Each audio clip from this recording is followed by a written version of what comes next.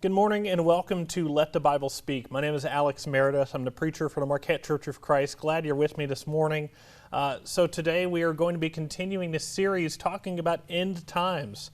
Now, we're, in this series, it's a 5-week series. We're only on the second week. Last week we talked about this idea that the end is forever, that the end is in fact something that's eternal.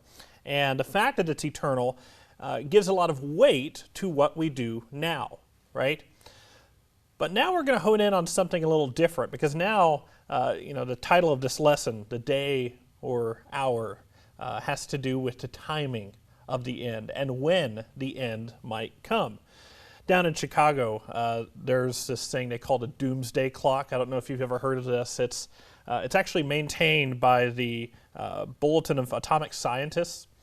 And what these scientists do is they look at the world through this lens of politics, economics, state of the environment, things like that. And based on their perception, basically, of where the world is at, they advance the clock either closer or farther away to midnight to signal, when the apocalypse might come upon us. Notably, the last update for the clock was on January 27th. And apparently, according to this, we are 85 seconds away from midnight. So they advanced it, I think, 4 or 5 seconds closer than it was. So I guess we're on the brink of doom, according to that anyway. Now, what I'm actually drawing away from this is simply that not only Christians, but everybody is interested in this idea of the end. We all want an answer to that question of when is the end going to come? That's something we're naturally very invested in because it has to do with not only our own personal longevity, but the longevity of humanity and all of that. Now, when we look at this question from a biblical perspective, thinking about when the end might come, the Bible gives us a lot of information about the end. And there are plenty of remarks about the timing of the end. So what I want to do here to start off, I'm going to reference several passages here in a row. We don't have time to read every single one of these, but we're going to be looking at passages from Daniel, Matthew, Revelation, and a couple of others. And I just want to reference these and tell you what they say about when the end might come. All right, so starting out in Daniel chapter 7, verse 25, you have this talk about this fourth kingdom, this horn that alludes to a king, this horn that's going to oppress the saints, for a time, times, and half a time. Oftentimes, that phrase times, by the way, refers to years, right? So for a time, times, and half a time, this fourth horn, this fourth beast, is going to oppress the saints. In Daniel chapter 8, verse 14, this thing, referred to as the abomination of desolation, is going to remain in the temple for 2,300 nights, or evenings, sometimes you'll hear that word phrased. Daniel chapter 9, verse 24, the time between the command to rebuild Jerusalem and the end is 77s. 77. Sometimes you'll see that phrase 70 weeks because sevens, is often associated with weeks. But 77s is a literal translation. Daniel chapter 12, verse 11. The time, from the time the abomination of desolation is set up to the appearance of Michael, which heralds the time of the end and this great war where the dead will be raised, that time is going to be 1,290 days. In Obadiah, verse 15, it's just a one-chapter book. Obadiah, verse 15, the day of the Lord is near upon all nations. The day of the Lord refers to that time of judgment and redemption. Judgment for the wicked, redemption for the saints. Matthew chapter 24, verse 14 says, the gospel of the kingdom must first be proclaimed to the entire world before the end comes, actually. Matthew chapter 24, verse 29, a little bit later in that chapter, talks about how there's going to be this tribulation in Judea. And immediately after that tribulation, the saints, God's people, are going to be gathered together. The elect is the word that's used there, not saints. The elect are going to be gathered together, and that Judean tribulation is going to be the thing that's started by the abomination of desolation. Matthew 24:34 says, quote, "This generation will not pass away until all these things take place." Talking about all those things Jesus talks about in Matthew 24. 2 Thessalonians chapter 2, verse 3 talks about the man of lawlessness. The man of lawlessness is going to come and then later be destroyed by Jesus, and that's going to come before the ultimate end comes. Revelation chapter 1, verse 3, you have this phrase, "the time is near," before Jesus shares with John all of these visions about the end times. Revelation chapter 11, verse 3 talks about these two witnesses who are going to prophesy for 1,260 days during the time of this sixth trumpet tribulation period. Again, go back to Daniel 12 and compare that to the 1,290. Very close, but a little bit different. Revelation chapter 12, verse 6 talks about how the mother of the king is going to reside in the wilderness for a total of 1,260 days after the seventh trumpet. Revelation 20, verse 2 talks about how Satan's going to be sealed up, and those who are faithful through this great tribulation are going to reign with Christ for 1,000 years, after which all of the dead sanctified in Christ will rise from the dead and be with them as well. Revelation 22, verse 20, Jesus, in one of the last verses of the entire Bible, Jesus himself proclaims, "I am coming soon," which sort of begs the question about what does soon really mean. I know that is a fire hose of information. And if you're confused, yeah, you probably ought to be, right? Now, not only are the passages themselves hard to understand and interpret sometimes, but we also have a number of historical events that complicate the interpretation of those passages. So you think about the destruction of Jerusalem by Babylon, right? Many of these Old Testament passages, the pre-exilic passages, reference the destruction of Jerusalem by Babylon. Now, there's some question in there about, well, do they all apply to that? Or do some of them apply to something further in the future? Or is it just that destruction of Jerusalem in 586 BC at the hands of Babylon? So you've got that. You have the rebuilding of the Second Temple. Well, that's sort of a period of restoration. So do those restoration passages, does that allude to that or to something else? And then you have in the 3rd century BC, Antiochus IV Epiphanes, he erected this statue of Zeus in the middle of the temple, which many have interpreted to be the abomination of desolation, except then later on, Jesus in Matthew 24 talks about the abomination of desolation as if it hasn't happened yet. And then you have the start of the Roman Empire. So Daniel, in many of his visions about the kingdoms and everything, there's some discussion about whether the kingdoms refer to the Roman Empire or something different, something greater, something bigger, and maybe in our future. And then in 70 AD, of course, from 66 to 70, you have the first of the Judeo-Roman wars, culminating in 70 AD with the destruction of Jerusalem after the rebellion of the Zealot Jews. Now, all of those historical events sort of complicate our interpretation and understanding of many of those apocalyptic passages. And so there have been, the result of this is that there have been a number of well-meaning Christians over the years that have tried to make sense of them and come up with predictions about when the actual end of the world is and when Jesus is going to return and all of that. So famously Hippolytus of Rome, he actually lived in the 200s period, AD.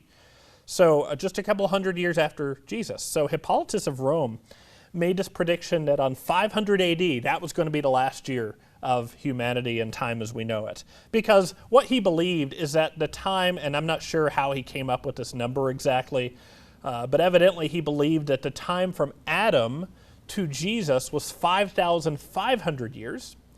And he also believed that creation was an analog of our existence here on earth, right? You've heard that phrase, and it's an established, we have this written in the scriptures, that a day or 1,000 years is as a day with the Lord. Sorry, muddling my words here.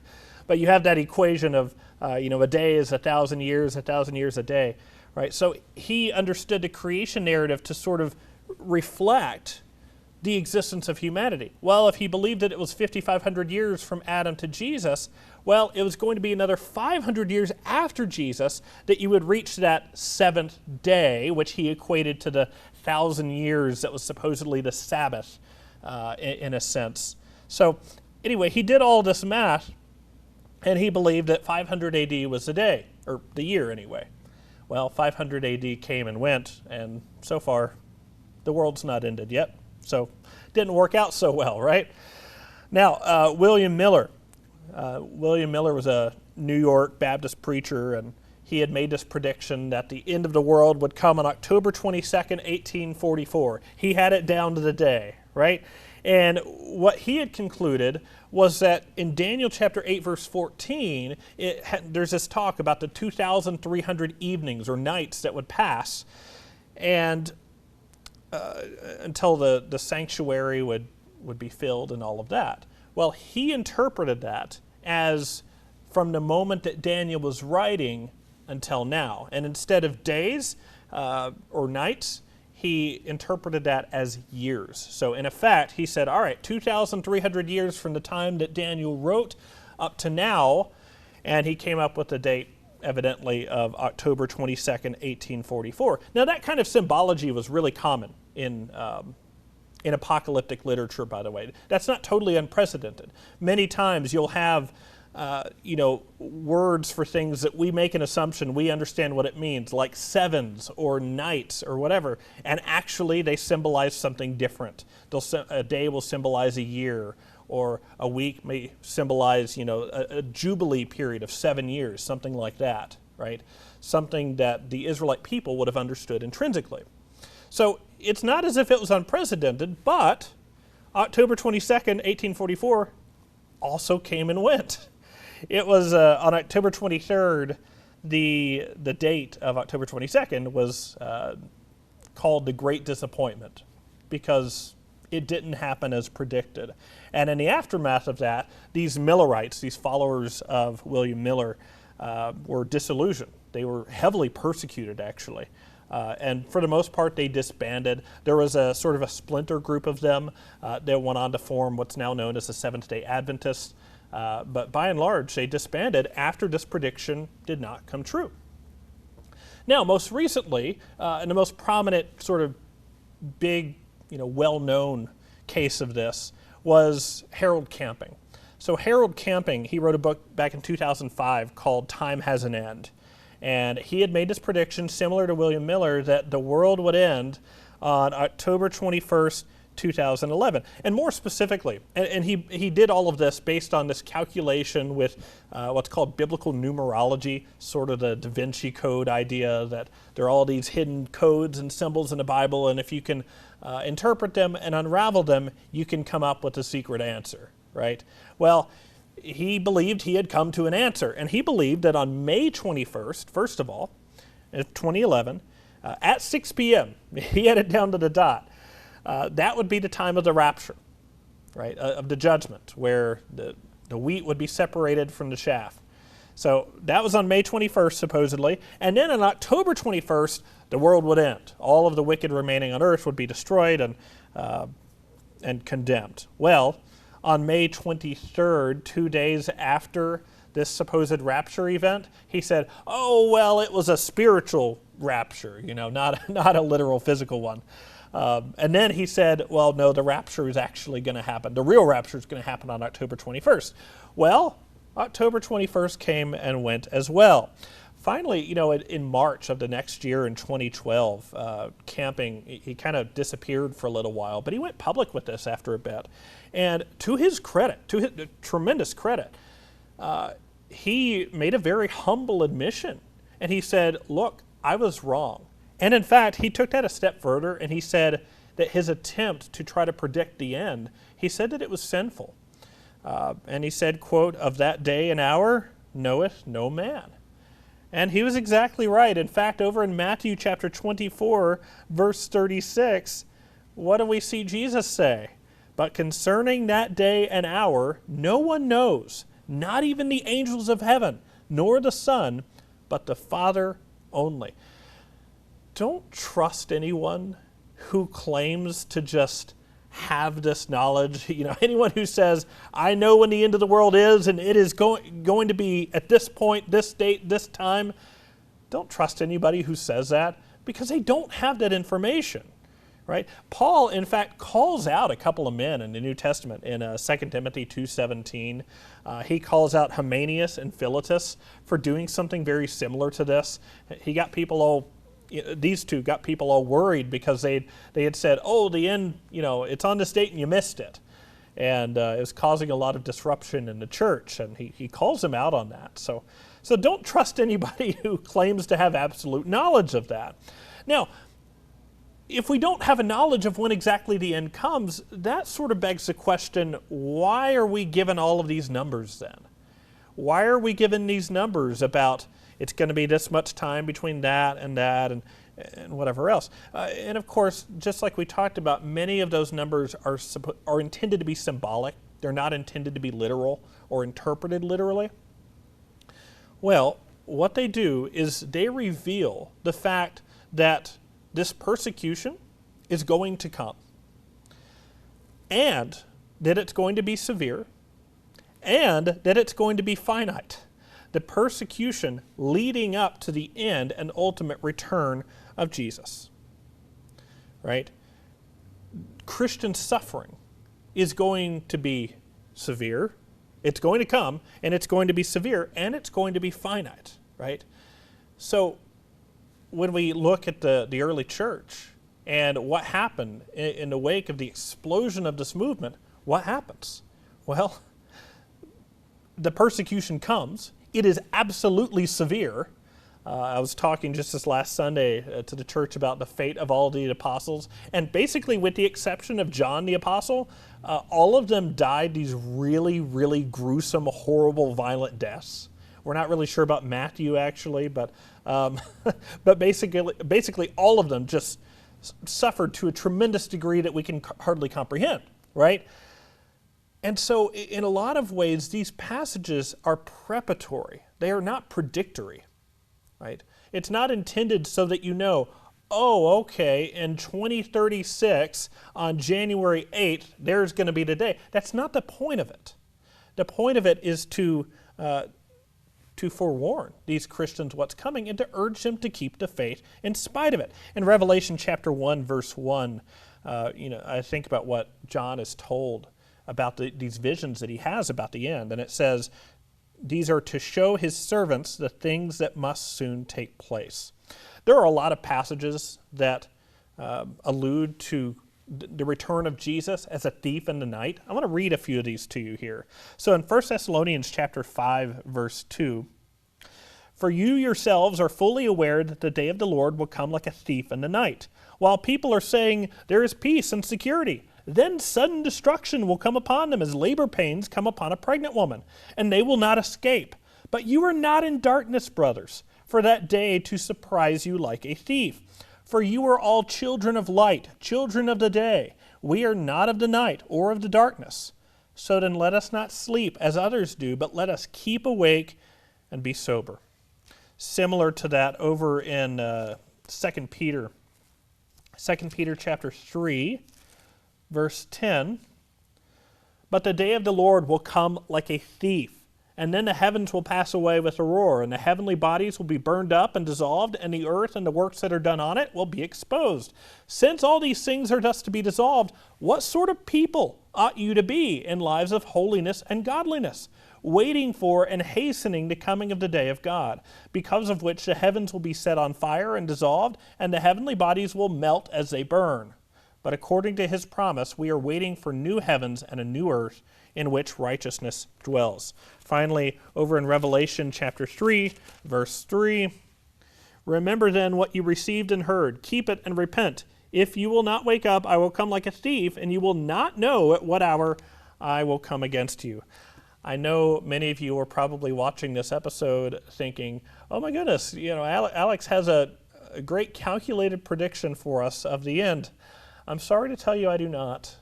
The end will come like a thief in the night, not to destroy his people, but to destroy wickedness and to save his. to redeem those who have been sanctified in the blood of Christ. I think about those times when I needed repairs done at home, and what do? You call the HVAC technician, and they say, all right, well, we'll be there tomorrow. Great. What time tomorrow?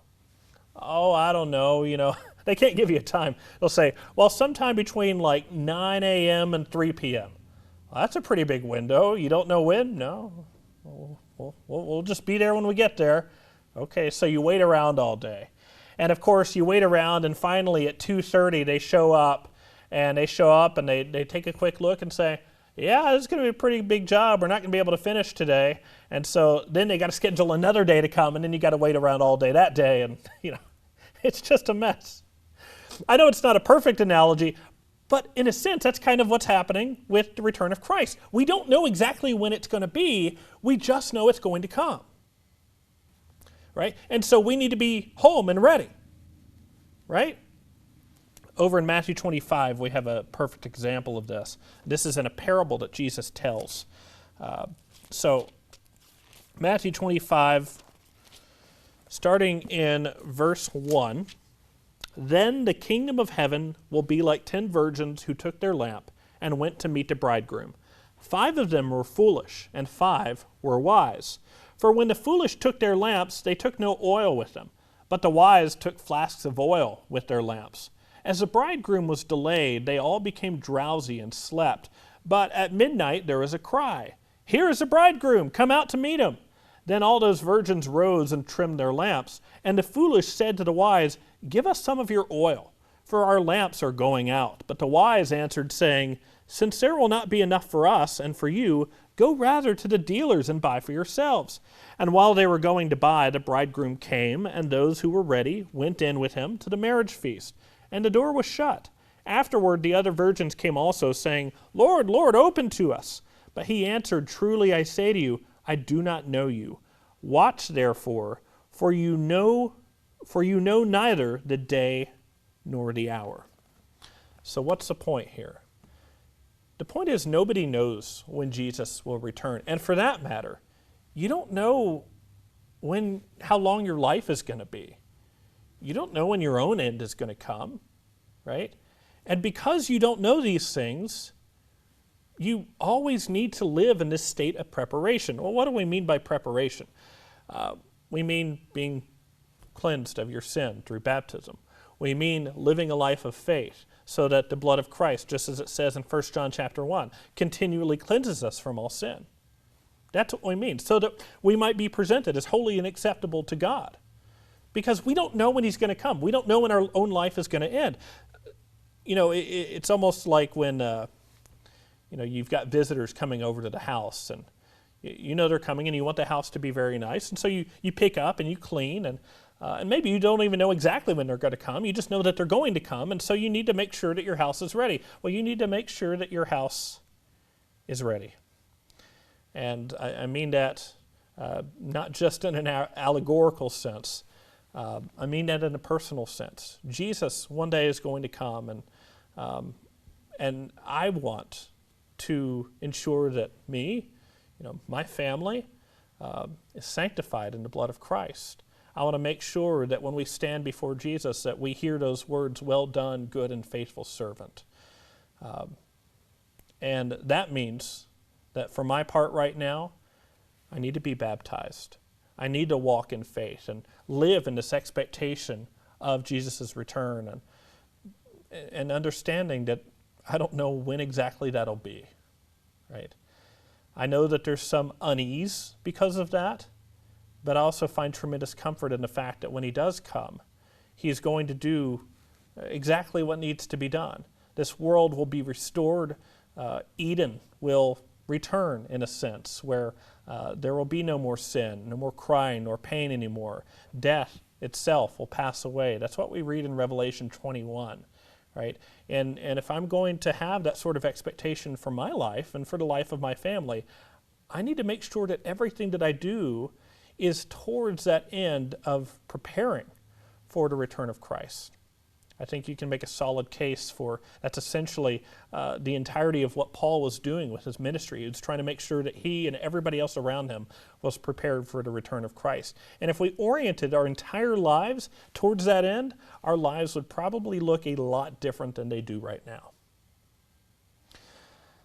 Well, before we go, I want to let you know about some of the resources that we have to offer as we share at the end of every show here. So first of all, we have this 7-part Bible correspondence course. This is offered by the World Bible School, and all that it is a sort of a way of getting oriented with the Scriptures. It walks you through these lessons and has some things for you to fill out and then return and get some feedback on. So if you want to participate in that, you can get more information on worldbibleschool.org. If you do not have a Bible, we want you to have one. I don't want you to just believe everything that I say because, I could be wrong about things, right? So I want you to be able to read for yourself. I want you to be able to study for yourself and grow. So we want to send you a Bible. If you don't have one, just let us know. You can reach us by mail at P.O. Box 372. That is in Marquette, zip code 49855. And you can find a lot of this information on our website, letthebiblespeak.net. If you don't have the chance to watch the program, that's fine. We also have the audio version of all of these episodes we upload to listen in podcast form on Spotify, Audible, iHeartRadio, Podbean, any of those. Just search Let the Bible Speak UP. You should find us. There's a link to it on our website as well. If you're having trouble finding it, just send us a message and we can point you in the right direction. If you get the chance, please come by and worship with us. We'd love to worship with you. I'd love to meet you. Here in Marquette, it's at 1104 West Fair Avenue, down in Escanaba, 5079 18th Road. There are a handful of churches spread around the UP. Again, all of that information is on our website. But again, we'd love to meet you and talk with you if given a chance. So we are going to continue this series on the end going forward into next week. Next week, we're going to talk about some of the things we do know. We don't know everything about the end. In fact, there's a lot of mystery surrounding it.